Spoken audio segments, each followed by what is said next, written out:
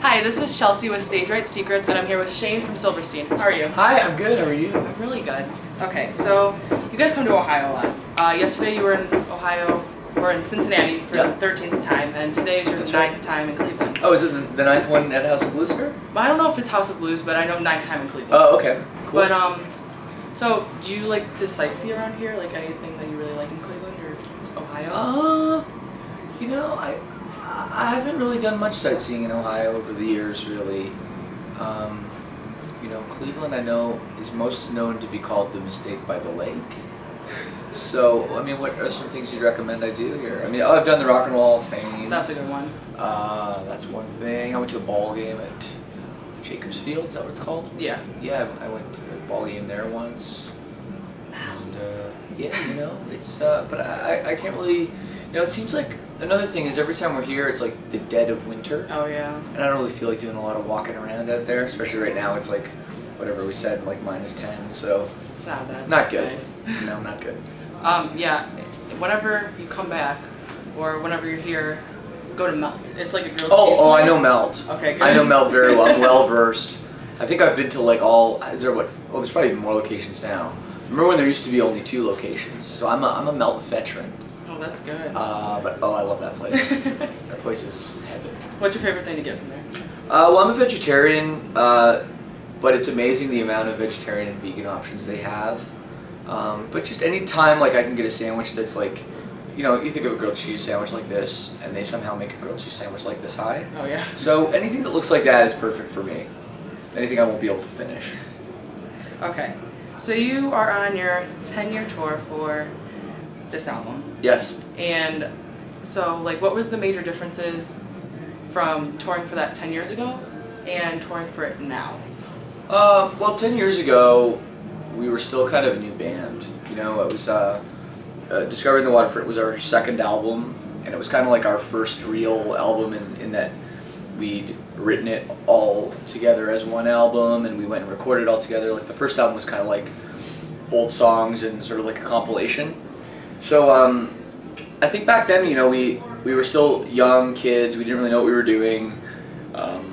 We certainly didn't understand how, like, the music industry worked or whatever, and you know, and I look back 10 years ago and I can kind of smile about it and think about, you know, oh, I was like a dumb kid, and now, you know, we're in our 30s, and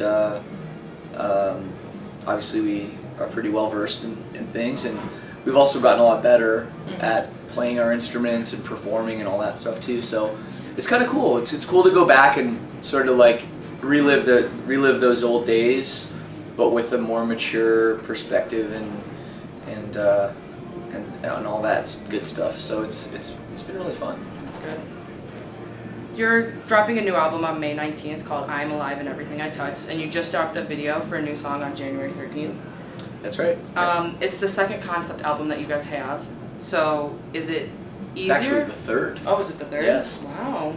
Is it easier or harder to write a concept album? It's incredibly hard. It was so much harder. You know, people ask a lot of times, oh, what do you write first? Do you write the music or do you write the words, you know? And typically, I think every artist I've ever heard of will write the music and then write the words, which is fine, but when you're doing a concept album, there's kind of like a third step to where, depending on what you're doing, you have to kind of like write the music, write the words, then go back, change things, and then you have, it's like, you know, it's like a 3-dimensional thing where you aren't just having this linear pattern. You have to kind of go back between the other songs and everything, and you know, it's like if writing a regular album is like playing checkers, writing a concept album is like playing chess. You know, it's a lot more complicated, and the first one we did, Shipwreck in the Sand, back in 2009, was very, very, very hard, very involved, and like it really, like, it nearly killed me, that album. And it took a while before I was ready to do another one, and we did it with the Sutherland Shifts, and now I feel like I really embrace the challenge, and I really like adding, you know, conceptual idea into it, rather than just writing like 12 songs about 12 different things. I think that's so awesome. Like, just to like make a story out of something. Yeah, it can be, you know, it's really like, for us, it's all over the map, like whatever I don't want to make the same concept album twice. So the first one was kind of like a story. The last one we did, This Avalanche Shifts, was like almost like a series of short stories in a way, and this new one is sort of like a story about a journey, more of a personal journey. So the new record is a lot more personal, I think, for me lyrically and concept-wise. Okay. So I saw that you on Twitter you have a shirt that like is off of the new Drake album. Yeah. Whose idea was that? I don't know. It wasn't my idea. I won't take credit for it. I don't know. You know that he dropped the Secret album and it was all out and everyone had that posted on their Instagram or whatever. And I don't know who came up with the idea, but Drake is from Toronto. We're from Toronto, from the Six, and so I think that it's a little ode to Toronto. And there's also, if you look at the track listing of our new record, the first song is called Toronto, the last song is called Toronto, so obviously it's a very Toronto-centric record because I say Toronto more times. So the Drake thing, I think, just kind of made sense with what we're doing. I thought it was really funny. I really liked it. Thank you.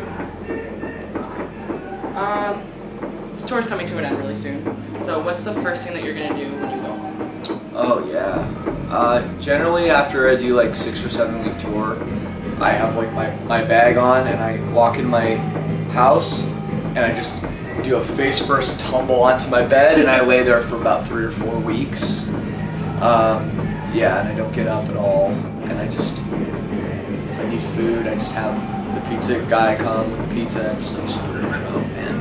And he just feeds me individual slices. And I do as little as possible. But in all seriousness, it's not that far off. Usually after a tour like this, we're all pretty beat up and we need a break. So we got about a month off. So we'll just be resting at home, and then we take Discovering the Waterfront worldwide to Europe and Australia, Hawaii. And then when all that's done, we'll be promoting the new album and touring for the new album. So very busy. Last question is from my editor, Jacqueline. She wants to know, since you're Canadian. Hi, Jacqueline. She wants to know, since you're Canadian, do you prefer ketchup chips or poutine? Oh, good question. Well, they're on two very different levels. Mm-hmm. I mean, obviously, poutine is the kind of thing. I assume by now people know what poutine is in America. Yeah. Because like 5 years ago, people didn't know. If they don't know, it's French fries, gravy, and cheese curds. Cheese curds, it's a special kind of cheese. Kind of squeaky when you bite into it. Like shredded cheese? No, that's not poutine. It's got to be cheese curds.